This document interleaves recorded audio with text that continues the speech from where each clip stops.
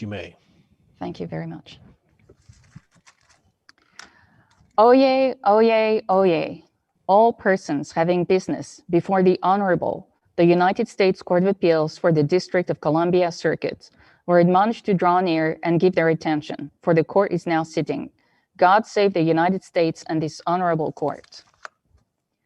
Case number 19-3085, United States of America versus Francis Bankins, appellant. Mr. Zucker for the appellant, Mr. Carroll for the appellee. Good morning, Mr. Zucker. We'll hear from you.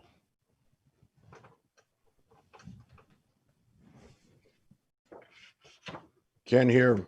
Mr. Zucker, I believe you're muted. You're muted. Can you hear me now? Yes. Yes. Okay. Apologize. John Zucker on behalf of appellant requests 5 minutes for rebuttal. I'm going to ask before you do anything else in this case that each of you go back and review the videos, the evidence in the case, the exhibits in the case, because I think that's where everything begins and ends. There are, and I'm going to ask you to watch them several times, and I'm going to ask you to watch them with clear eyes. And by what I mean by clear eyes, watch them for what really occurred, for what the tapes accurately recorded occurred that day, without being affected by any findings made. Because I think if you view them that way, you'll have the most accurate depiction of what did occur. Are you suggesting that our review is not clearly erroneous? No, I'm suggesting it is. It absolutely is. And I don't, this is not a legal case in the sense that there's no dispute about the law here. It's pretty clearly, it's a Terry stop. And the question of law is reviewed de novo, and it's the questions of facts that are reviewed to determine whether they're clearly erroneous. And interestingly, I think both sides quote the Latham case, which says that it is only if there's objective evidence, documentary or objective evidence, that contradicts the factual findings made is there clear error. And I suggest to you, the most objective evidence in this case is what is recorded on the cameras. And that is what shows, with all due respect to the trial court, that the findings made were clearly erroneous. And I don't think you can find anything more objective than those tapes. Nobody's quarreling that they were doctored in any way or that they were recorded anything that they aren't accurate. And I think if you look at those tapes, what you'll see, and there's only maybe 35, 40 seconds of each ones that matter. But what you'll see is when Bankins' car is stopped, Officer Vigil is standing towards the rear passenger door, and there's a conversation between Tyson's and Tyson's and Bankins. And during that conversation, there's some back and forth about getting out of the car. But as soon as Bankins gets out of the car, he had been trying to hand his identification to Tyson. And as soon as he gets out of the car, he drops it, he bends down and picks it up. And you have the exact angle that Officer Vigil saw from that point forward. And that angle is of Mr. Bankins' back. There is absolutely no view once Bankins stands up of the front of his jacket. And there's the claim justification for this here is that Vigil says he saw a sagging of the front pocket and a bulging of the front pocket. And the tapes establish that he could not have seen that which he claims to have seen at that point. Because what you'll see is he has a view of Bankins' left shoulder and from the back. He simply could not have seen the front pocket. Doesn't the video, there's another exhibit, one of the exhibits that's in the record for us to review is Vigil's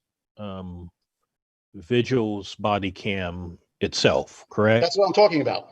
And what that shows is that he immediately goes for the pocket. He doesn't frisk, him around the waist or starting at the ankles or shoulders or anything else. He goes right for the pocket and basically says, there it is. Well, that's why I'm going to ask you.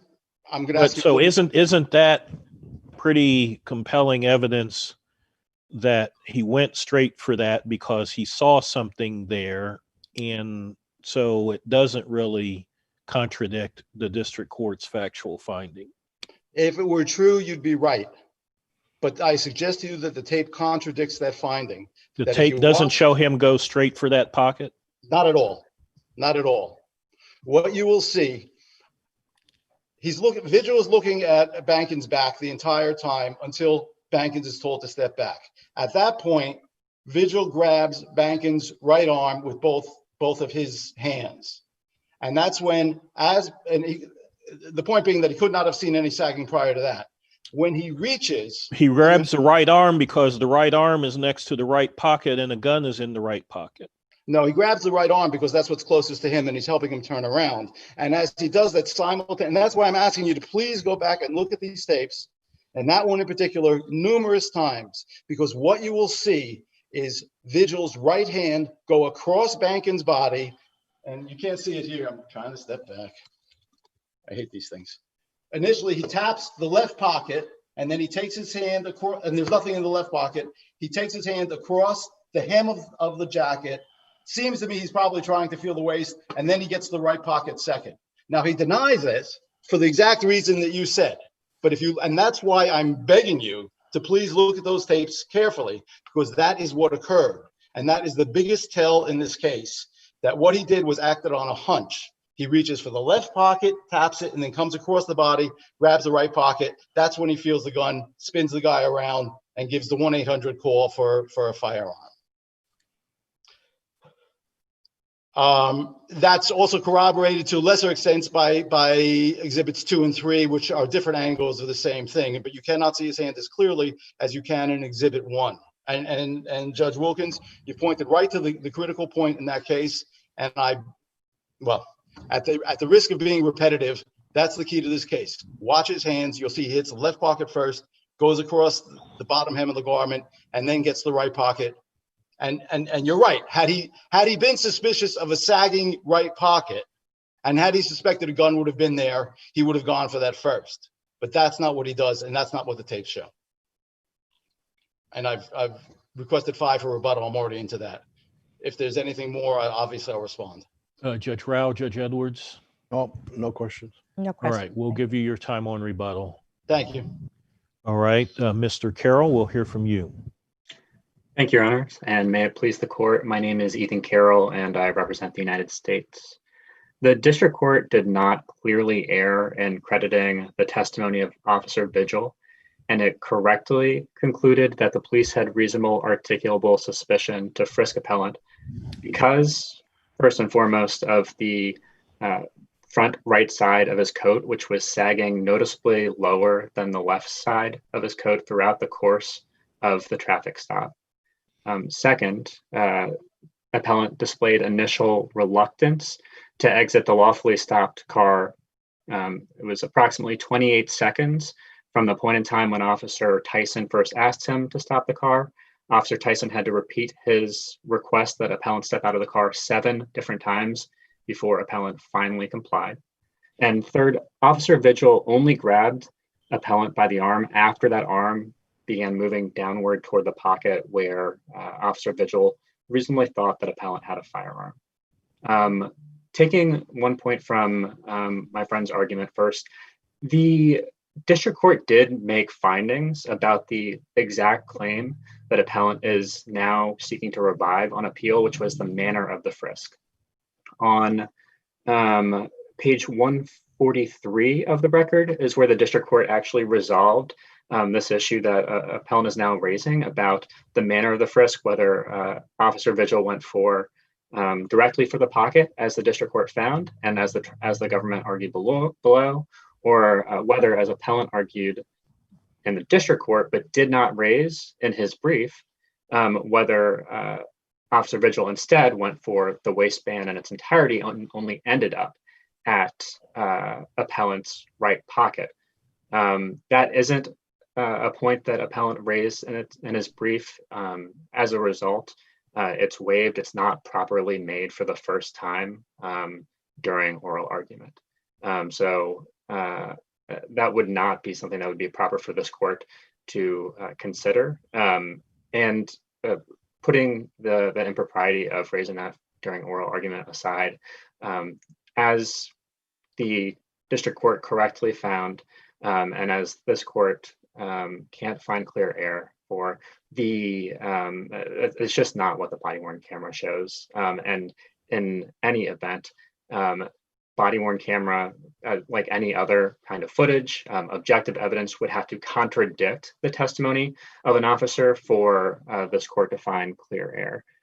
In the case that appellant rightfully cites to, I believe it's Lathern, this court has said that it is virtually impossible, or sorry, let me get the exact language, that the decision, a district court's decision to credit testimony of a witness can virtually never be clear error in absence of the various objective indicia, like video footage, or internally contradictory testimony, or testimony that's simply incredible. And as the district court noted, as the parties agreed below, the body-worn camera here just doesn't, well, first, it doesn't capture the exact angle that Officer Vigil was, that Officer Vigil's eyes were at. So the body-worn camera, which is in the center of the chest, as the parties agreed below, is just a different angle than Officer Vigil's eyes. Unlike Officer Vigil's eyes, the body-worn camera isn't able to move. It's unable to move with Officer Vigil's neck. It's unable to turn side to side. It is at a fixed angle in the center of his chest. I guess I would disagree with counsel to the extent to which counsel argues that the body-worn camera captures the exact same view as Officer Vigil had. And I would also note that this court's clear error test requires not only that it doesn't just look at video footage alone. It doesn't look at, as Judge Wilkins, as you rightfully noted, this court's test is not de novo for reviewing credibility findings. And the government respectfully argues that the district court did not err in crediting the testimony of Officer Vigil. In particular, there's one point. Mr. Carroll, sorry, with respect to reasonable suspicion, I mean, this case doesn't have some of the same factors of our other cases, finding reasonable suspicion.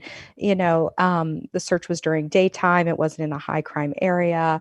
You know, the suspect wasn't necessarily evasive. How do those factors fit into a finding of reasonable suspicion? Sure. As Your Honor is aware, reasonable suspicion is a lesser standard than even probable cause. And there isn't any, it's a totality of the circumstances test, and there aren't, boxes that need to be checked off in every single case. Here, what the government's arguing is that the factor that should be given the greatest weight is the evident sag in appellant's coat. And the reason that's of such significance, and to answer sort of the question that's implied and even stated in the appellant's brief, is how do we know that it wasn't something else? How do we know that it wasn't his keys? Well, if you take a look at the body-worn camera footage, appellant has his wallet in his hand, his cell phone in his hand, and then his lanyard coming out of the left-hand pocket, which I think it's a reasonable conclusion to understand that it's probably keys on the end of that lanyard. Despite all the things that you would normally look for in such circumstances, keys, wallet, cell phone, the right-hand side of appellant's jacket is noticeably lower than the left-hand side throughout the course of the stop. And we're not just saying that it's the sag of the coat alone.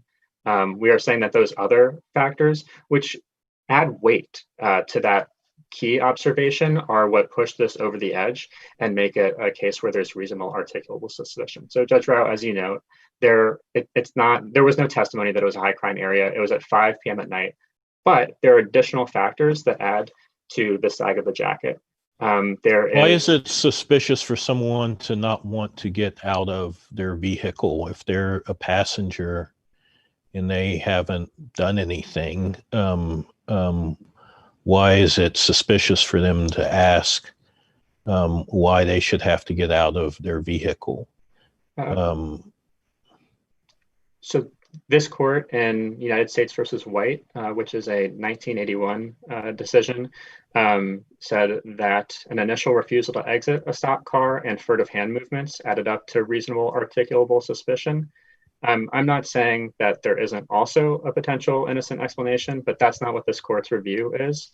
This court's review looks at whether given objective circumstances were consistent with a suspicious reason. So there are multiple inferences that could be drawn, but the trial courts and this case law makes clear that reluctance to exit a vehicle is properly viewed as suspicious.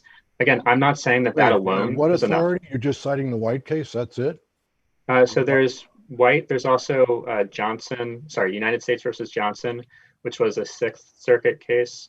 No, I mean, what else? You seem to suggest that there's a wealth of authority in the DC Circuit for that point. I mean, the reluctance to get out of a vehicle seems to be neither here nor there. Most of us would be reluctant to get out of a vehicle. No one's sitting around waiting to be invited by the police to get out of the vehicles. Of course, you're reluctant. And White, you said there was a furtive gesture. That was the additional factor. Yes, Your Honor. And I'm not saying that reluctance alone is enough.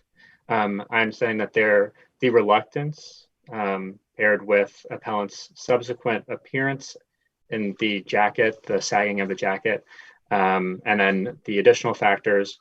But wasn't reluctance suspicious because of the furtive gesture? So in other words, if there's no furtive gesture accompanying reluctance, then why should reluctance get any weight? Reluctance, so I guess the reluctance is a reason for the officer to be thinking something here might be up, right?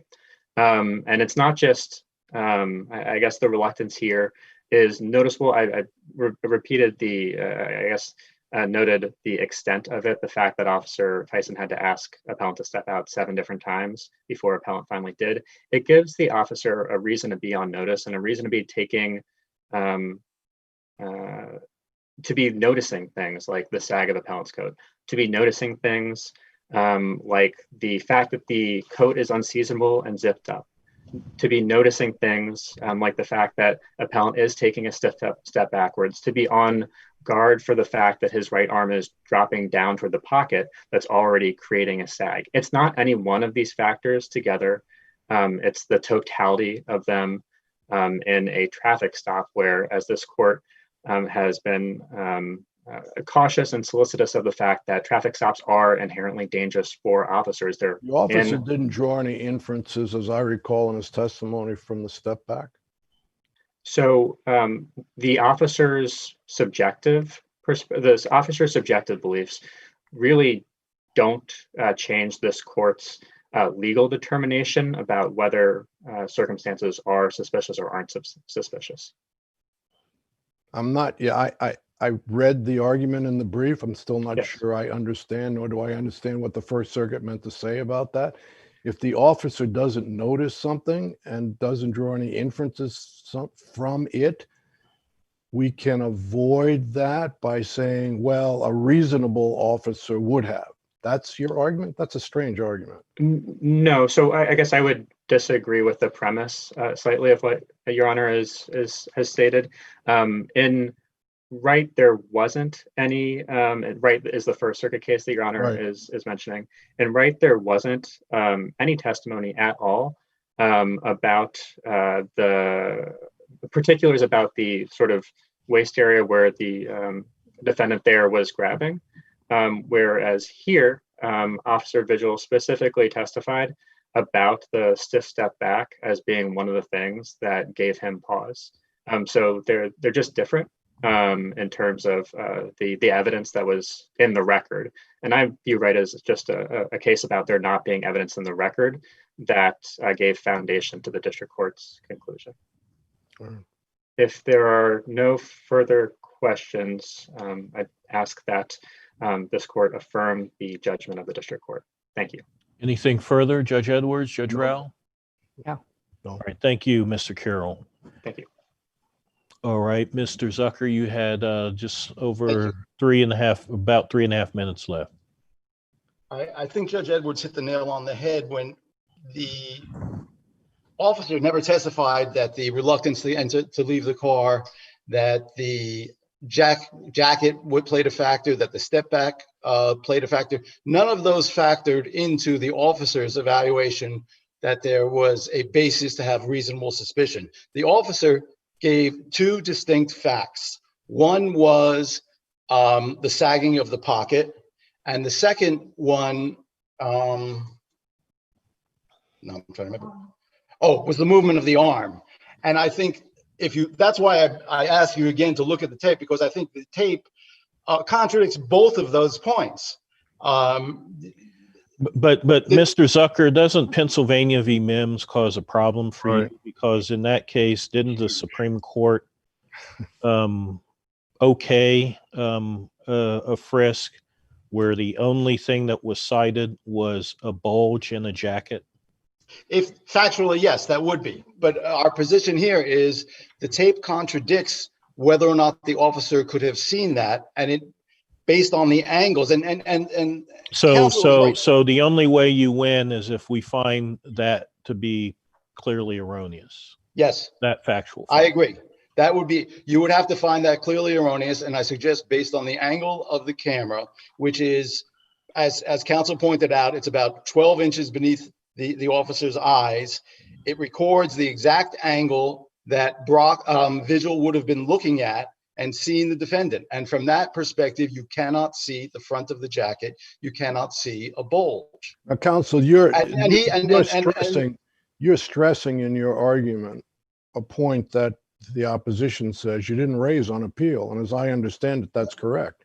You said that's the whole thing, and the whole thing was not raised before us. It was raised in the trial court. Trial court ruled against you. You did not re-raise it. You have to do that. Well, I beg to differ in the sense that it was raised because our whole point was he could not have seen the bulge and no. Your argument, as I heard you, your argument was, and I listened carefully, right. Get Exhibit 1, and what you'll see is the officer reaching across to the right side, and as if I'm trying there, and then I'm coming across till I get to the left side. That was raised in the district court. You did not raise that with us. I believe it was raised by implication by saying he could not have seen what he claimed to have seen. In retrospect, I probably should have included that argument as well into the brief, but I don't think it undermines it, because what you're looking at is the tape's recording of what the officer claims. And so if the tape contradicts his claim that he went to the pocket first, then the exhibit itself contradicts his statement. Okay. And that's what I'm suggesting, is it's clear error because the tape contradicts the statement of the officer, and the deference accorded the officer's recounting of the event should not have been given, because he could not have seen that which he claims to have seen based on, and the tapes establish that. The other one is the reaching is, in retrospect, obviously that should have been included, but I don't think it's a new issue raised for the first time on an argument. I don't think that's a fair characterization. With all right, Judge Rao, Judge Edwards, do you have anything further? Nope. No. All right. Thank you, Mr. Zucker. Thank you, Mr. Carroll. We will take the matter under advisement. Call the next case, please.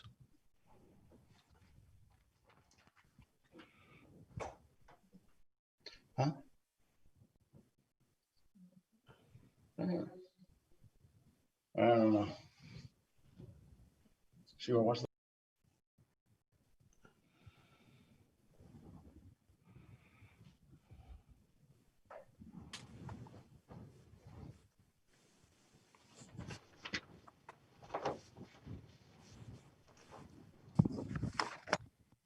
Case number 19-1174 et al. Bob's Tire Co. Inc. petitioner versus National Labor Relations Board. Mr. Coldis for the petitioner, Mr. Seed for the respondent. Good morning, Mr. Coldis. We'll hear from you. Good morning, Your Honor. Thank you. May it please the court. My name is Gregory Coldis, and I'm here on behalf of the petitioner, Bob's Tire Company. This is a petition for a review of the decision and order of the National Labor Relations Board that Bob's violated sections 8A5 and 8A1 of the Act in failing to notify and bargain with the union before subcontracting bargaining unit work and before terminating a performance-based bonus program.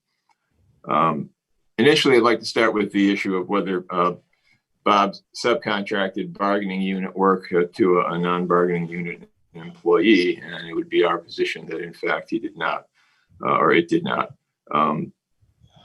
Bob's was in the tire recycling business, and involved in that business was taking old tires and either culling them out and determining whether they were reusable for retail sale. If not, they could potentially be sold elsewhere for recapping. And the third use would be to chip them to create what's called tire-derived fuel. In 2015, the market for tire-derived fuel basically disappeared. And it was going to be it cost more to process the chips and to ship them to a customer than the customers were willing to pay.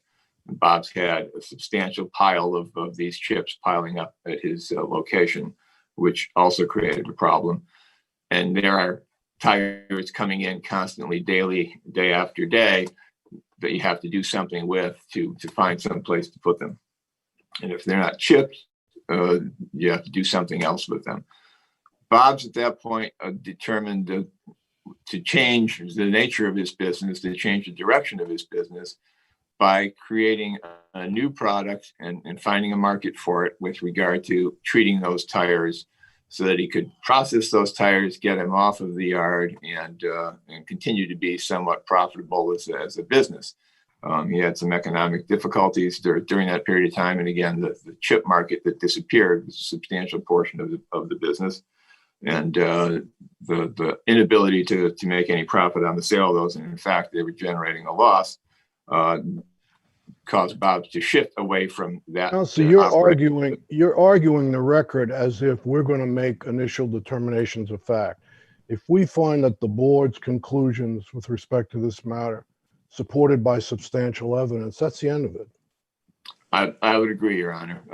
And the board's given a great evidence is not a weighty standard of review. And the board certainly had plenty of evidence. The ALJ and the board had plenty of evidence to support their conclusion. There was no change in direction. This was work done by bargaining unit employees, no different than what employers frequently do when they see one piece of the operation going up or down. They may make adjustments, and that's essentially the finding of the board. I honestly, I'll tell you my view of the record is, I don't know how I could find under a substantial evidence test that that's wrong.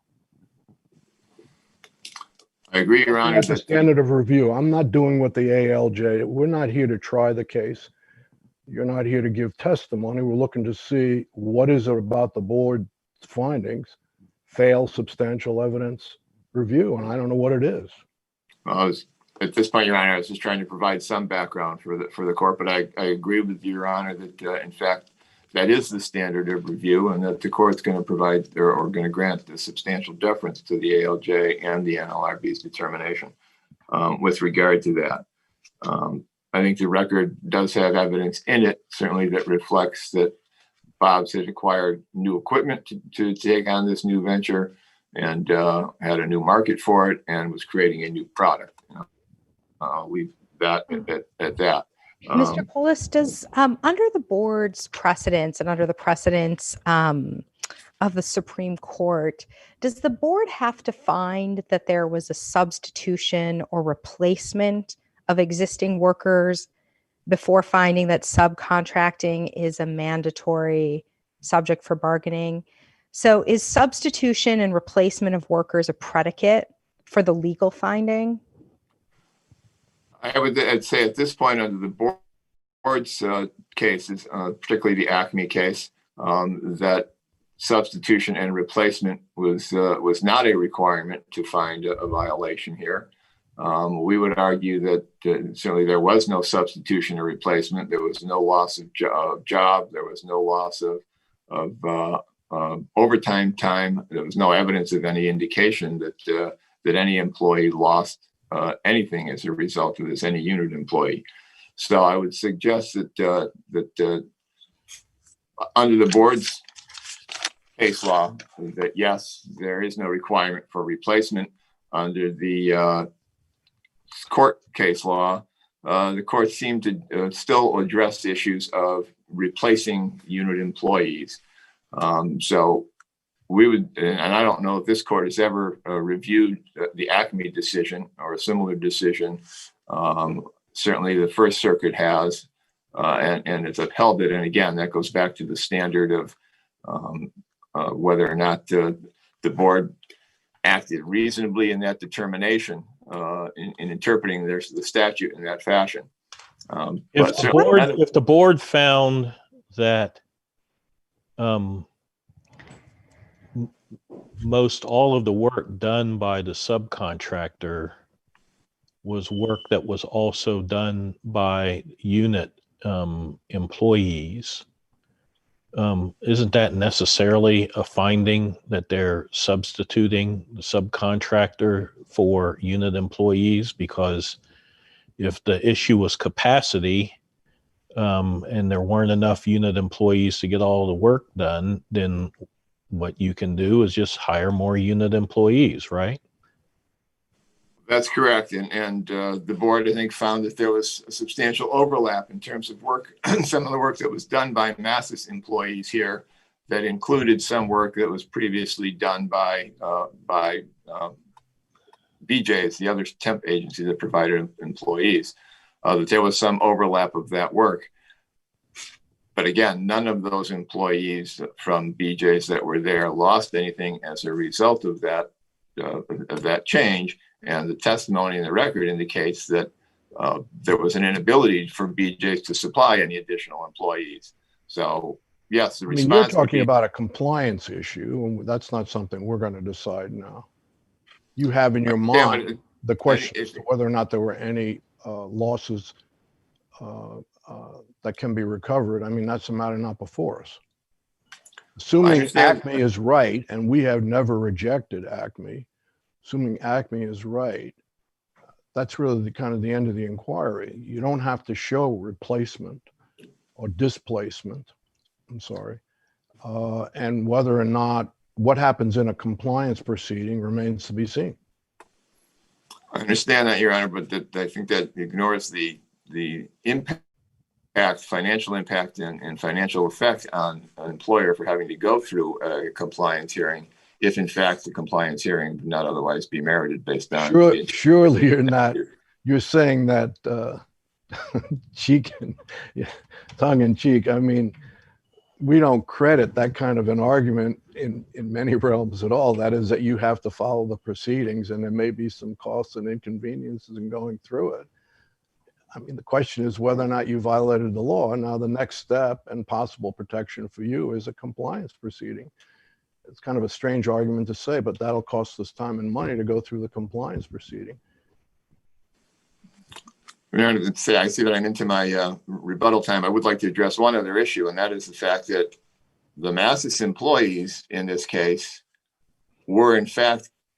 should be in fact considered to be Bob's employees, because Bob's would be a joint employer of those employees under the current rule from the NLRB in terms of determining joint employment.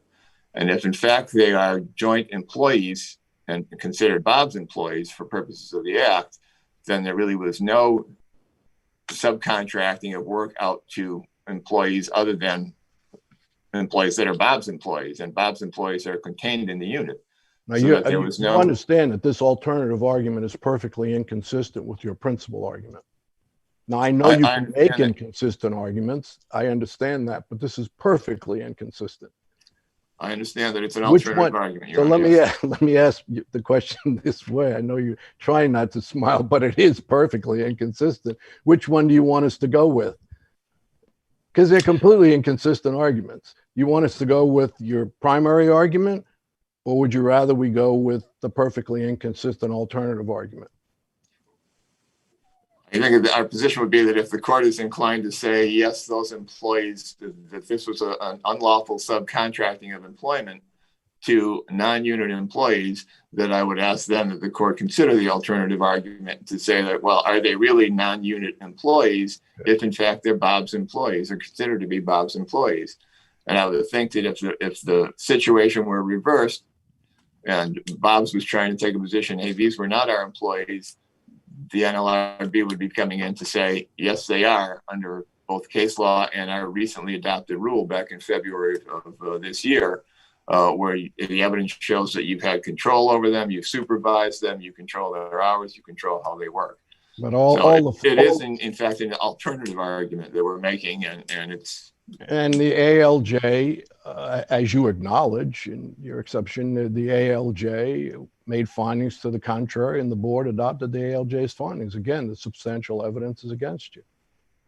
I don't know if the ALJ adopted or made any finding with regard to whether. Well, I guess he did. Sorry, he did, because you specifically objected to it, and the board did. But the decision was based solely on the reading, as I understand, it was based solely on the reading of the contract with Massis, and to say that Massis says that they were not Bob's employees, and it was kind of a conclusion that therefore they're not Bob's employees. And I would argue that the analysis doesn't stop with the contract. And it certainly wouldn't in any other circumstance involving these types of issues. The question would be, and under the NLRB's rule, the question would be, did you supervise them? Did you have authority over their hiring and firing? Did you, all the other aspects that are listed in that recent rule? Okay. I have no Judge Rao, any further questions? No. Thank you. All right. We'll give you some time on rebuttal, Mr. Koldis, and we'll hear now from Mr. Said. Thank you, Ron. Good morning, Your Honor. May it please the court, David Said for the Labor Board.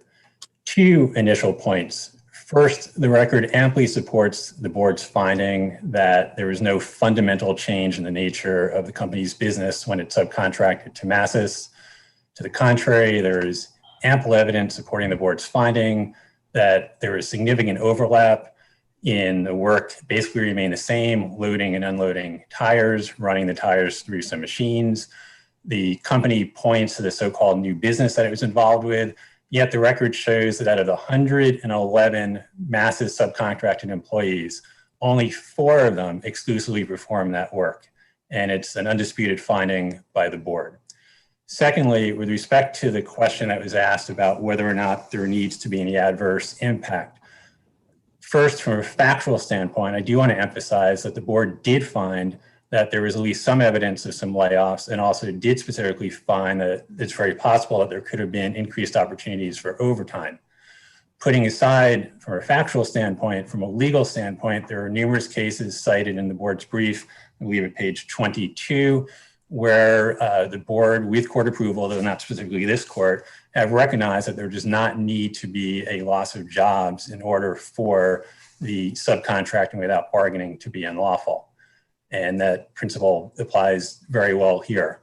And particularly where this was a new union that had only been certified for approximately 1 month when the subcontracting began. Mr. Said, can you cite to cases, though? I know there are a number of cases suggesting that you don't need to have substitution or replacement, but it seems that, in fact, most of the board's cases do involve substitution or replacement when they find that subcontracting must be a mandatory subject of bargaining.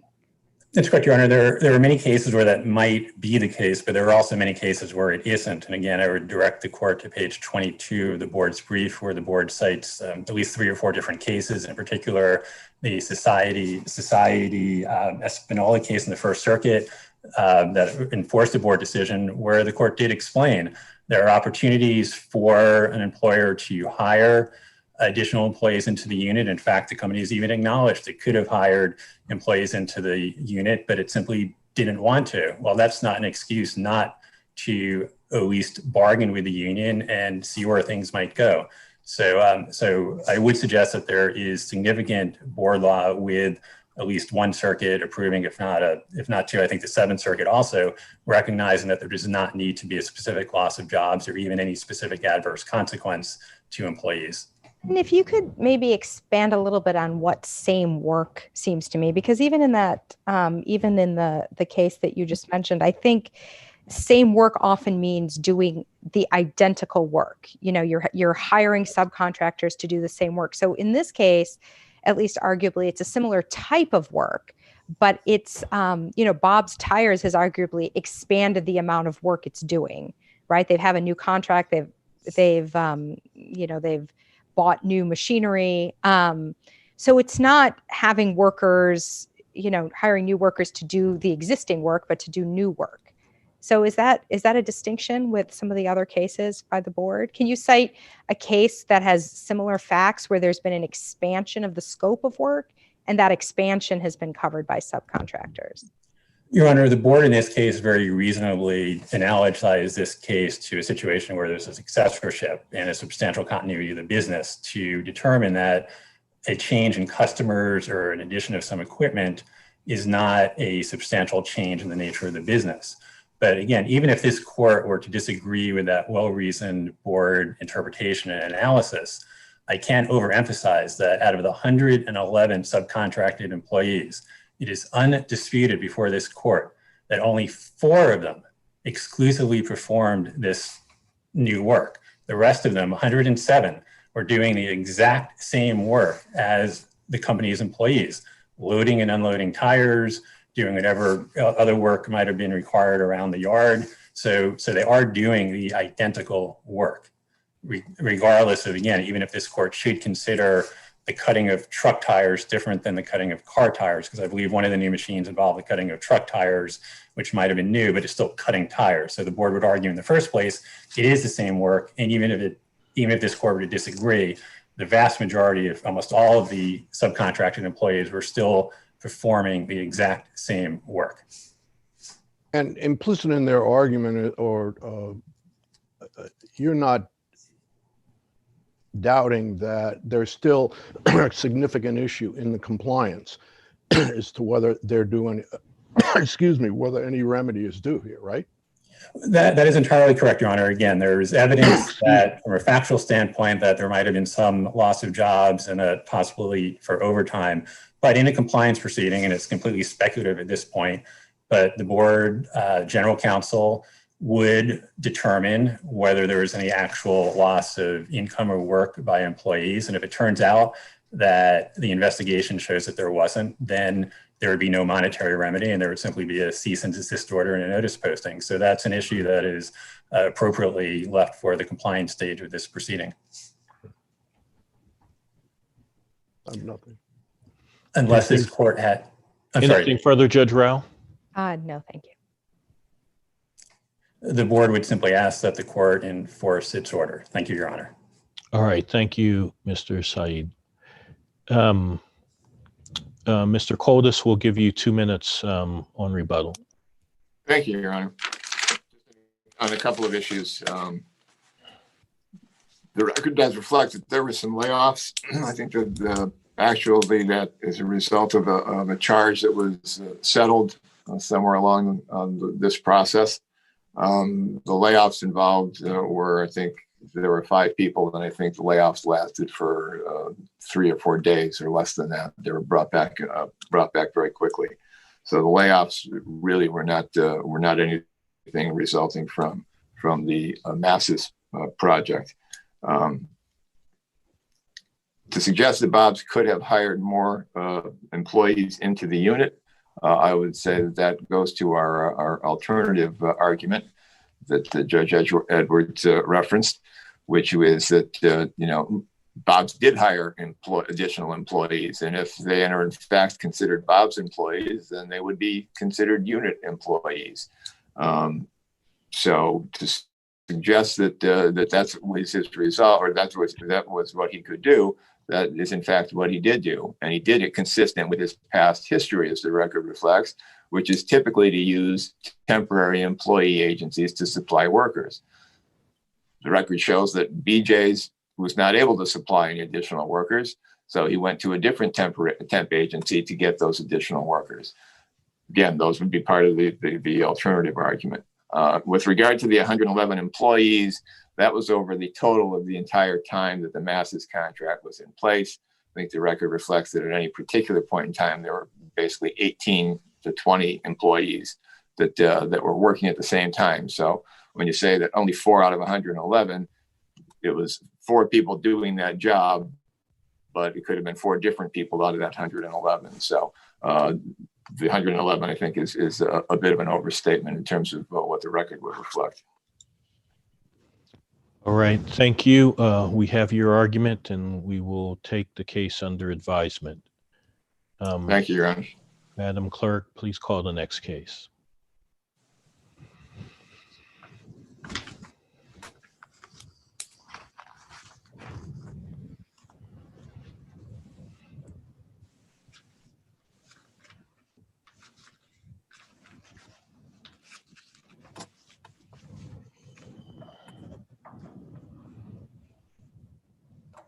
Case number 19-5224, Brandon Mill LLC and H. Burt Jr. appellants versus Federal Deposit Insurance Corporation as receiver for First NBC Bank. Mr. Nace for the appellants, Mr. Guarisco for the appellee. Good morning, Mr. Nace. We'll hear from you. Good morning, Your Honor. Thank you. May it please the court. The amended complaint, Your Honors, in this matter satisfies the pleading standards of the Federal Rules of Civil Procedure. The trial court, in dismissing the complaint, essentially ignored 18 pages and 100 paragraphs of detailed allegations in this matter. Rather than taking the facts as pled in a light most favorable to the plaintiff appellants, the court glossed over these well-pled allegations and, in dismissing almost every count, suggested that the plaintiff appellant did not provide facts, which were in fact clearly laid out in the complaint. The corporate structure of the Brandon Mill project is certainly complicated, but that does not negate the fact that the documents to which the USA, through First NBC and tax partners, entered created duties and obligations that include duties of First NBC to Mr. Burt and Brandon Mill LLC. At the Rule 12b stage of the case, the plaintiff appellant sufficiently pled their case such that the motion to dismiss should have been denied. Moreover, the trial court should have granted the plaintiff appellants the opportunity to amend with any factual concerns that were raised. The dismissal by the trial court was based largely in this matter on the fact that there was no duty between the USA through tax partners and First NBC Bank to the plaintiffs.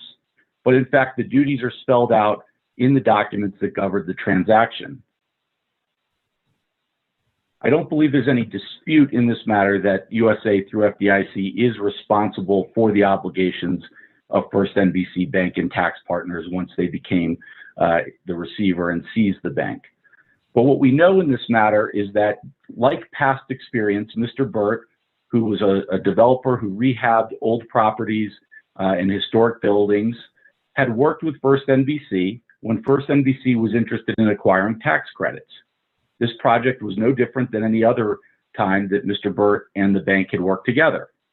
Everybody knew their responsibilities that were laid out in the operating agreement, the master lease agreement, and all the other documents at issue. Tax partner, First NBC, and thus FDIC's responsibility was to not interfere and not unreasonably withhold consent to refinance the project when the time came. In fact, when that time came, the FDIC tried to use their responsibility and their right to sign off on financing as leverage to extort a better deal for itself. So we have a contract scheme that has First NBC historic tax partners as a party to the Brandon Mill Tenant LLC operating agreement. The agreement was made with Brandon Mill Manager LLC. But that does not mean that these documents didn't create obligations that flowed both ways.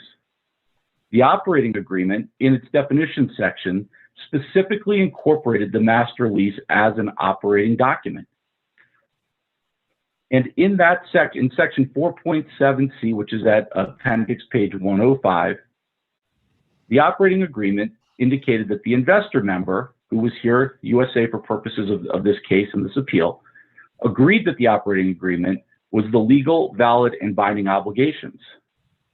Then, when you go to the master lease agreement between Brandon Mill LLC, who was a plaintiff appellant, and Brandon Mill Tenant, the particular obligation consenting to the refinancing is reserved exclusively for tax partners in the bank and thus USA.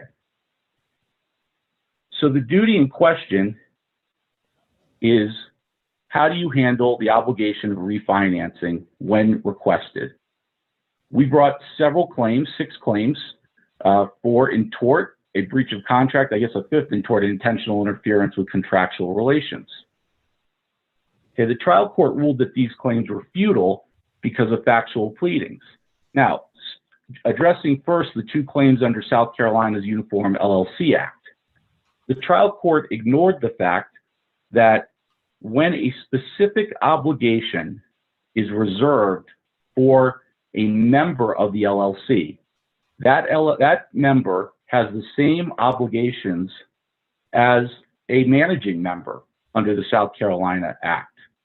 So in this case, what is the authority for that proposition? Yes, it's section 33, 44, 409, H3. It's cited at page, I think, 25 of our brief. And this is from the South Carolina Uniform LLC Act. It says, a member who, pursuant to the operating agreement, exercises some or all of the rights of a manager in the management and conduct of the company's business is held to the standards of conduct in subsections B through F to the extent that the member exercises the managerial authority vested in a manager by this chapter. So in other words, if in fact you, a non-manager member, do somehow exert management control over a particular area, then you are held to duties of loyalty and duties of care. And that's right out of the South Carolina Code. That's the section that the trial court did not address in dismissing those 2 claims. We know that in this case, the only party that could consent to refinancing was tax partners. So they fall into this category of H3, where they have a specific management duty that did not otherwise apply. That leads us to, again, our burden is to establish a plausible theory of liability.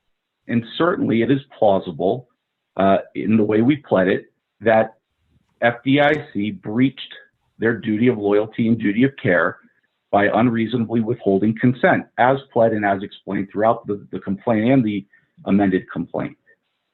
Likewise, the same argument goes for our breach of fiduciary duty. If I'm remembering correctly, you're relying on subsection HC. That was not pressed before the district court, and the district court did not even discuss it. That whole theory, that whole management theory, assuming there's something to it, it wasn't raised below, and the district court didn't. The district court did not address it. We did raise that the South Carolina Uniform Limited Liability Company Act did apply, and we cited 2. No, I'm not talking about whether you think the act generally applied. I'm talking about your specific theory and the citations that you offer to support them. The H3 theory was not raised below.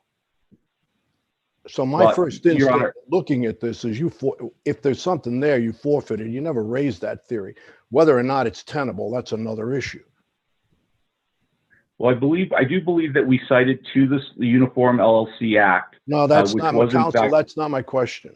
You are now focusing on a very specific provision in that statute and saying, this is how I come up with my manager theory, because the theory is questionable.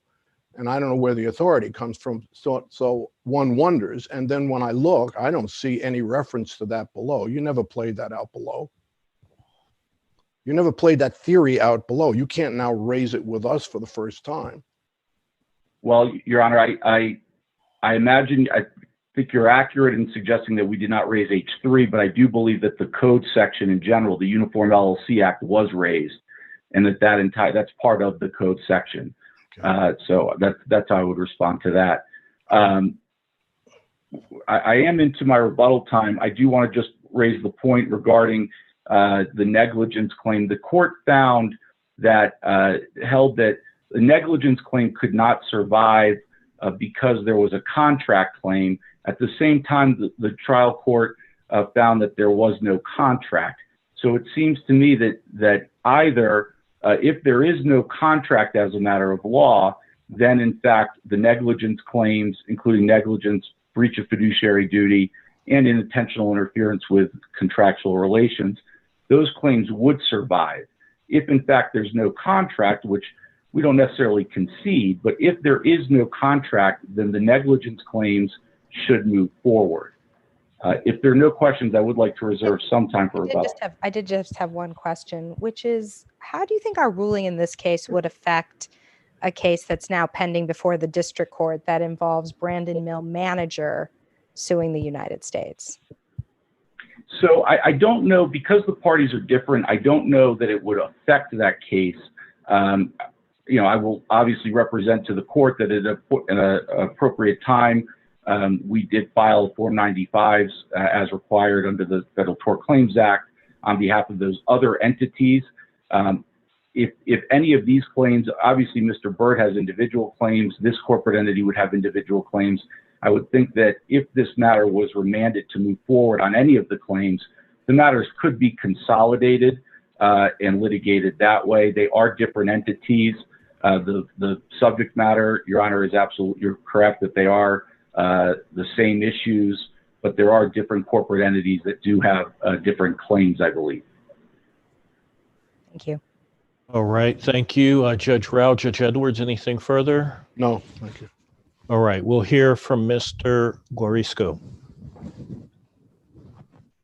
Good morning, and may it please the court. My name is John Guarisco, and I represent the FDIC as receiver for First NBC Bank. The district court correctly dismissed plaintiff's complaint and denied leave to amend because none of the proposed amended claims stated a claim to relief that was plausible. I'd like to point out initially, counsel talked about, alleged that it was not disputed that the FDIC was responsible for the acts of tax partners. As we pointed out in our brief, the district court found that for purposes of a 12B6 motion, the plaintiffs had sufficiently alleged that the FDIC had directly participated in the conduct of tax partners. So for purposes of the motion to dismiss, the court treated the FDIC as equivalent with tax partners, and we have framed our arguments presuming, in other words, giving plaintiffs the benefit of the doubt, presuming that the FDIC could be held liable for any wrongdoing by tax partners.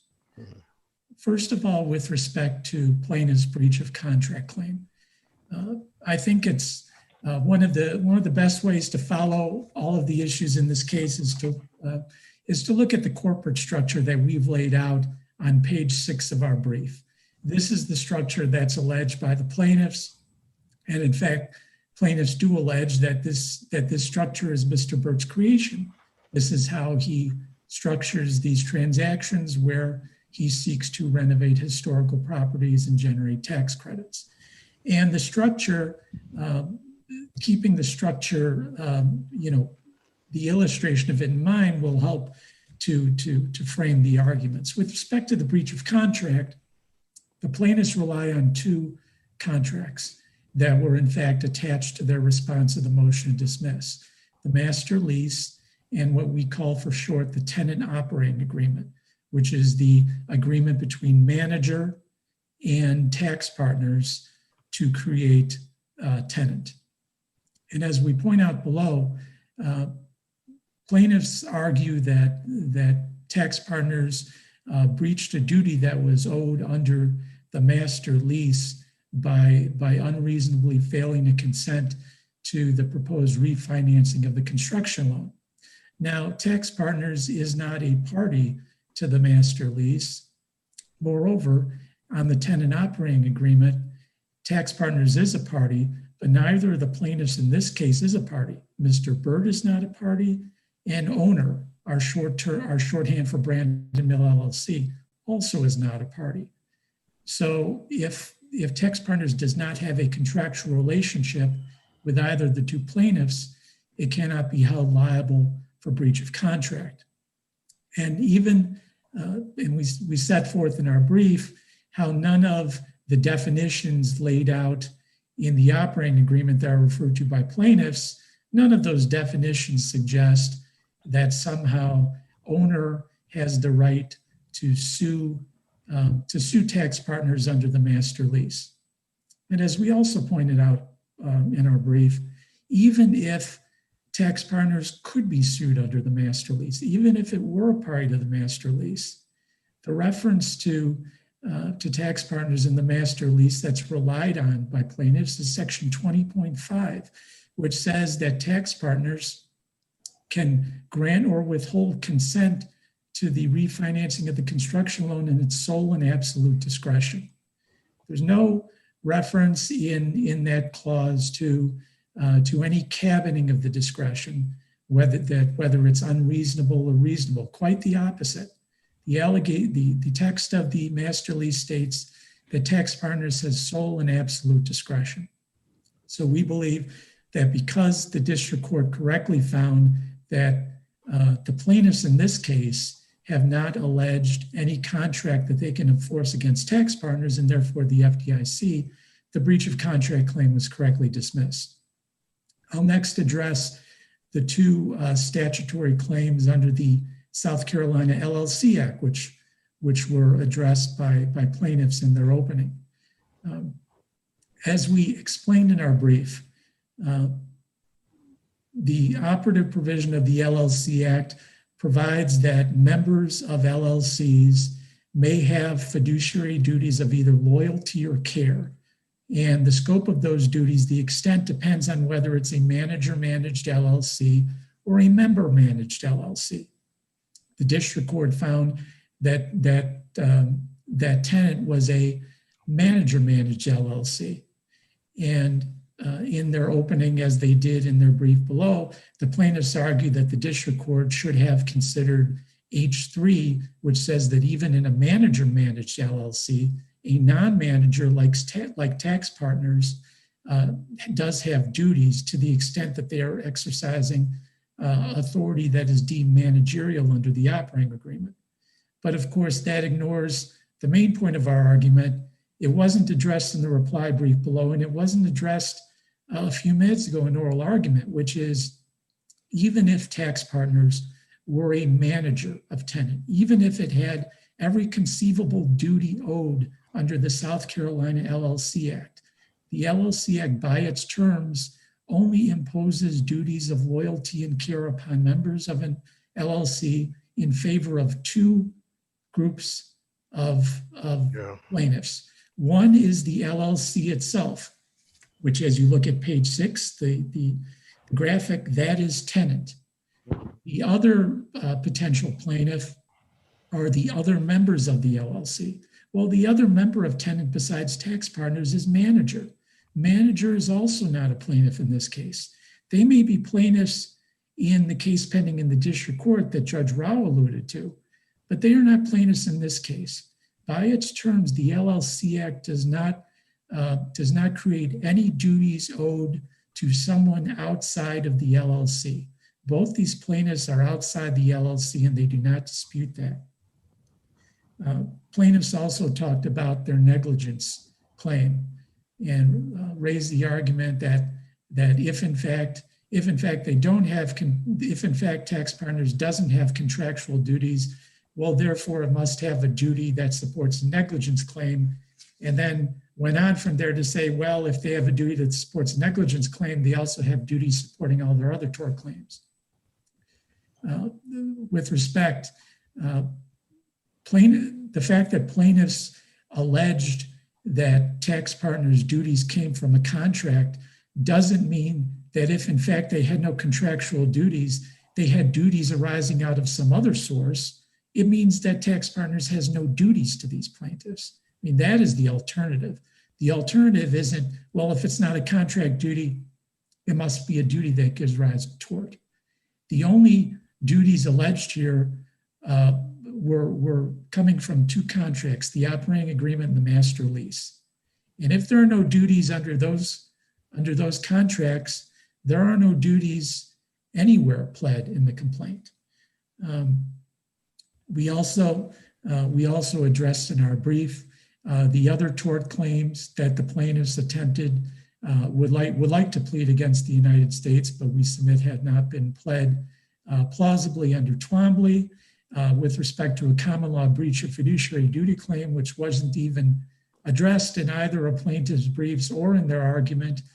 There are no allegations giving rise to anything but speculation that either of these two plaintiffs reposed any trust in tax partners to act in their interest and not tax partners' interest, nor are there allegations suggesting that tax partners accepted and or induced any such trust.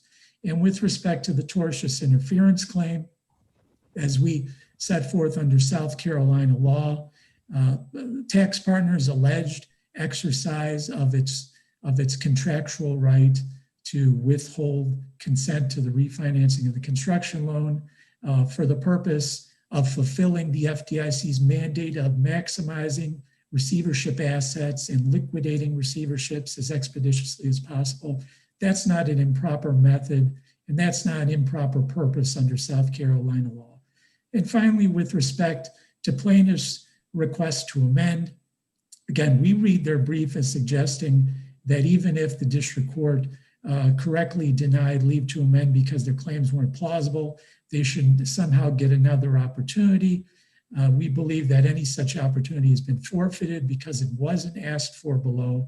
Plaintiffs had an opportunity to plead plausible claims in response to the FDIC's motion and added no new factual allegations, nor did they file a Rule 59 or Rule 15 motion after dismissal. Under Harper Woods, we believe that that's been forfeited. I see that my time has expired. If the court has no questions, we would ask that the district court's judgment be affirmed. All right, thank you, Mr. Gorisco. Mr. Nace, we'll give you 2 minutes on rebuttal. Thank you, Your Honors. I would like to just start, first of all, with the suggestion that there was nothing anywhere to suggest that FDIC or First NBC Bank couldn't, that there wasn't a cap on their ability to withhold consent. In fact, at page A86 of the appendix, the definition of consent of the investor member reads as such. Consent of the investor member means the prior written consent or approval of the investor member, which consent may not be unreasonably withheld. That is in the definition section of the operating agreement. So in fact, there is a cap on First NBC tax partners' ability to withhold consent. It cannot be unreasonably withheld. That is a factual issue, which at this stage of the case, the plaintiff should be permitted to establish through discovery and through factual determinations in this case. With regard to the suggestion that negligence isn't properly pled, I'm not really sure how to plead it in this case then. There is a 100-paragraph complaint that talks about the prior dealings, the prior relationship, that talks about the fact that the contracts include you can't unreasonably withhold consent. And then in a perfect example of how the district court failed to read the facts in a light most favorable to the plaintiff and read them the other way, when we in fact cited, again, this is pre-discovery, references to emails where FDIC threatened and informed the plaintiffs that they would be withholding consent, waiting for a better deal. That was read against the plaintiffs because it came after the consent was offered. But if you read the facts in a light most favorable to the plaintiff, what that does is establishes a motive, intention, a reason that the consent was withheld for so long and without any communication from FDIC. My time is up. I do believe that we have properly asked for the right to amend. The trial court considered, the trial court ruled that we did properly ask to amend, and that was not cross-appealed. We would ask that the case be remanded and reversed, or at a minimum that Counsel, we be given an the opportunity. provision that you mentioned with unreasonable withheld comes from the tenant operating agreement, right? Yes, it does. And neither one of the plaintiffs are a party to that agreement, right? That's correct. Okay. But it does, Your Honor, if I may, it does lay out, again, to the extent that we are outside of the contract claims and looking at the dealings of these parties with each other, it was very clear that the bank and thus FDIC knew that they had an obligation to not unreasonably withhold. and that failure or the unreasonable withholding of consent caused damage. And again, at this pleading stage of the case, we think we've pled a plausible claim. Okay. All right. Thank you. The case is submitted. This Your Honor. honorable court is now adjourned until Tuesday, September 22nd at 9:30 a.m.